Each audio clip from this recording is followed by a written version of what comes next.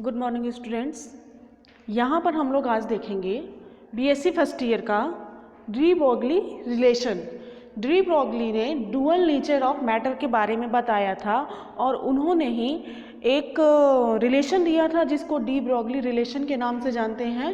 उन्होंने क्या बताया था डुअल नेचर ऑफ मैटर में कि कोई भी मैटर का छोटा से छोटा कण या वो एटम हो सकता है या इलेक्ट्रॉन प्रोटॉन, तो वो प्रकाश के समान प्रकाश के कण के समान वो वेव बिहेवियर भी शो करता है ना।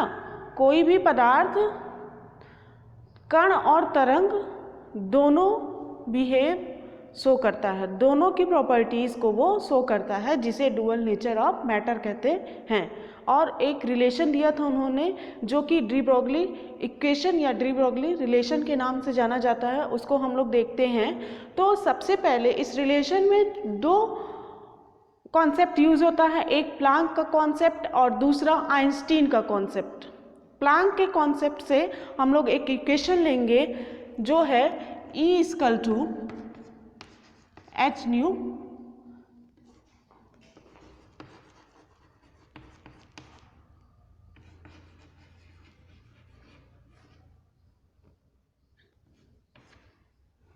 And E equal to mc square.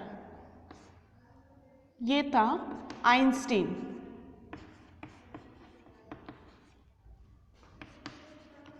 Einstein theory के अकॉर्डिंग जो पार्टिकल की एनर्जी होती है वो एच न्यू के बराबर होती है प्लांक के कॉन्सेप्ट के अकॉर्डिंग या प्लांक थ्योरी के अकॉर्डिंग, एंड आइंस्टीन के थ्योरी के अकॉर्डिंग जो एनर्जी होगी वो mc स्क्वायर के बराबर होती है। इस इक्वेशन को हम लोग इक्वेशन नंबर फर्स्ट एंड इसको इक्वेशन नंबर सेकंड कर देते हैं। अब यहाँ पर दोनों को कंपेयर करेंगे तो यहाँ लिखेंगे from equation first and second, left side equal है, राइट साइड हम लोग क्या लिखेंगे mc square equal to H nu. ठीक है, तो यहाँ पर आगे क्या हो जाएगा एच सी अपान लैम्डा। अब ये कैसे आ गया सी अपान लैम्डा, क्योंकि जो न्यू होता है वो सी अपान लैम्डा के बराबर होता है। ब्रैकेट में लिख देंगे nu equal to C upon lambda. Frequency बराबर होता है वेग बटे तरंग दैर्घ्य। सी हो गया वेलोसिटी और लैम्डा हो गया वेवलेंथ। एक स्टेप ये आगे बढ़ जाएगा एच सी अपान लैम्डा। इसको इस तरह भी लिख सकते हैं एच सी अपान लैम्डा। तो यहाँ पर एक सी एम सी के एक सी से कैंसिल हो जाएगा। क्या बचेगा हमारे पास m c equal to H upon lambda.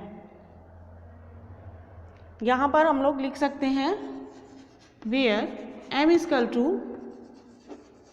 Mass of particle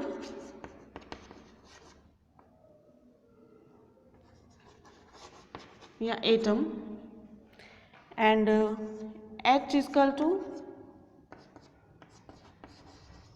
Planck constant जिसकी वैल्यू फिक्स रहती है।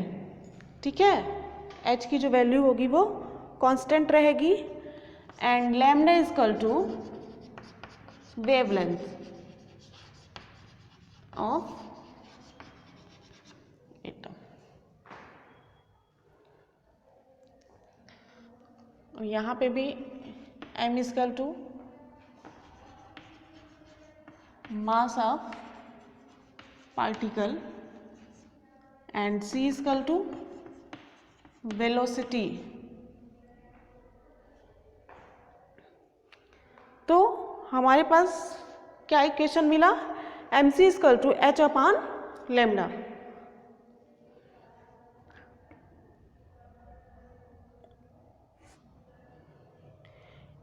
इसको हम लोग क्या लिख सकते हैं? Equation number 3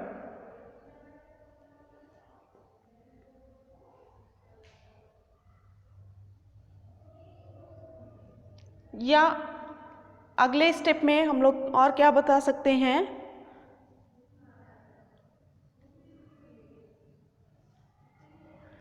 lambda equal to H upon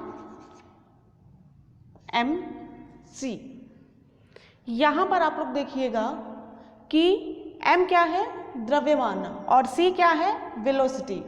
तो आप लोगों ने पढ़ा होगा द्रव्यमान गुणे वेग बराबर होता है संवेग, मोमेंटम। इस इक्वेशन को हम लोग h अपान p भी कर सकते हैं, क्योंकि यहाँ पर mc इक्वल टू p, द्रव्यमान गुणे वेग बराबर होता है संवेग। p किसको डिनोट कर रहा है? मोमेंटम, मोमेंट को डिनोट करेगा, जो कि संवेग होता है किसी भी कण का या एटम का या इलेक्ट्रॉन प्रोटॉन जो भी स्मॉल पार्टिकल है उसका। तो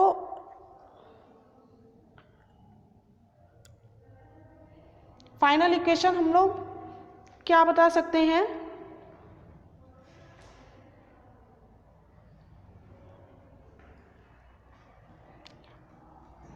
लैम्डा इक्वल टू एच अपान क्या लिख सकते हैं?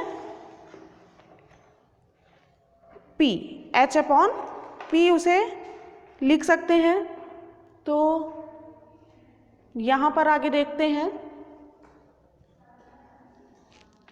Lambda equal to H upon P अथवा H upon M V, C equal to भी।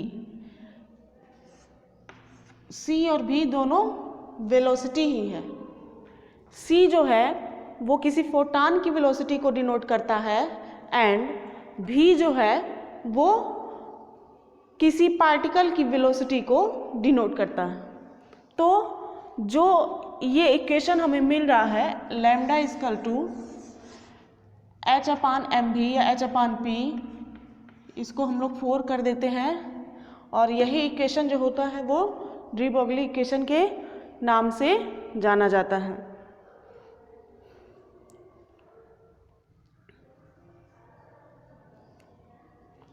ये इक्वेशन नंबर 3 है। Lambda equal to H upon M C लिख दिए यहाँ पर, इसको इधर साइड पक्षांतरित कर दिए हैं। लैम्डा ऊपर चला गया तो वेवलेंथ किसके बराबर हो जाएगा? एच अपान पी के बराबर, जिसको फिर से लिखा गया है कि lambda equal to H upon P अथवा एच अपान एम भी। यहाँ पर एच जो है वो प्लैंक कांस्टेंट है, एम है मास एंड भी है वेलोसिटी ऑफ पार्टिकल। चूंकि एच की value h equal to Planck constant,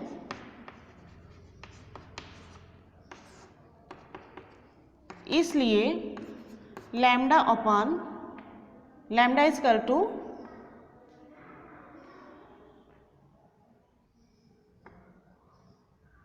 one upon p, lambda proportional 1 upon p. इस तरह भी लिख सकते हैं। जो तरंग दैर्घ्य होती है वो संवेग के व्युत्क्रमानुपाती रहती है, या जो संवेग होता है वो तरंग दैर्घ्य के व्युत्क्रमानुपाती होता है। तो ये बात हो गई डी ब्रोगली इक्वेशन की, जहाँ पर 2 इक्वेशन को लेकर के चलना है। पहले एक प्लैंक इक्वेशन एंड दूसरा आइंस्टीन इक्वेशन।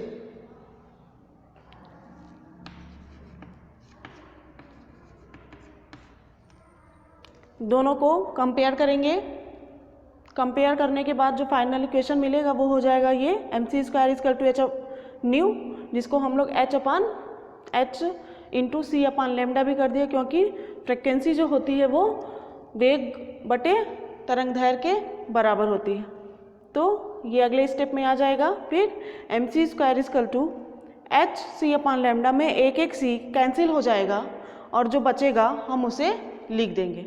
आगे उसको दूसरे तरीके से भी लिखेंगे जो कि इसमें दिखाया गया है, और लास्ट में जो डी ब्रॉगली इक्वेशन मिलता है हमें वो है lambda equal to H upon P अथवा एच अपॉन एम भी। ये हमारा डी ब्रॉगली का इक्वेशन है। आज के लिए इतना ही। नए लेक्चर में नए टॉपिक के साथ मिलेंगे, तब तक के लिए धन्यवाद।